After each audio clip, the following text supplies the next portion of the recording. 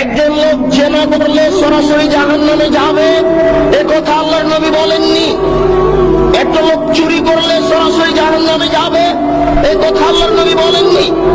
পিতামাতাকে গালি দেওয়া পৃথিবীর দ্বিতীয় মহাপাপ। পিতামাতার অবাধ্য চলা পৃথিবীর দ্বিতীয় মহাপাপ।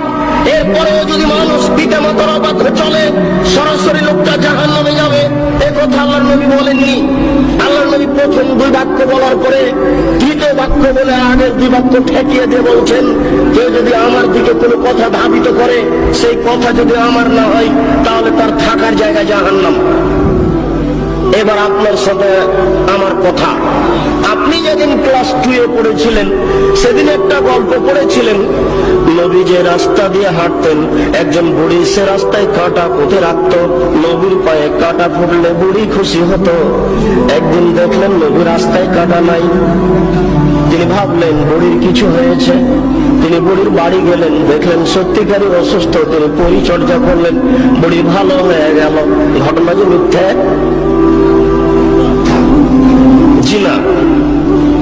আমার হায়াত পর্যন্ত সময় থাকলো আমার দিনী ভাইদের উপরে। আপনার হায়াত পর্যন্ত সময় থাকলো আপনি আপনার হায়াত পর্যন্ত এর সত্যতা প্রমাণ করতে পারবেন না ইনশাআল্লাহ। নবীর নামে মিথ্যা কথা বলা হয়েছে। গাছ লাগান, পরিবেশ বাঁচান, নবী নিজ হাতে গাছ লাগিয়েছেন, মিথ্যা কথা। এই দেশের মাটিতে প্রায় 3 লক্ষ বানানো হাদিস আছে। তার মধ্যে কোরআন মাজিদ 90 পারা, 30 পারা নয় শয়তান মুমতাজ বেগমের কাছে প্রায় 2000 জাল হাদিস আছে।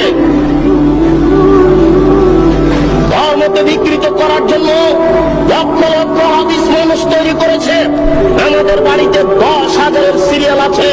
যে কোনো সময় দেশবাসী চাইলে আমরা 10,000-এর জাল জয়ীফ হাদিস পেশ করার জন্য প্রস্তুত রয়েছি ইনশাআল্লাহ।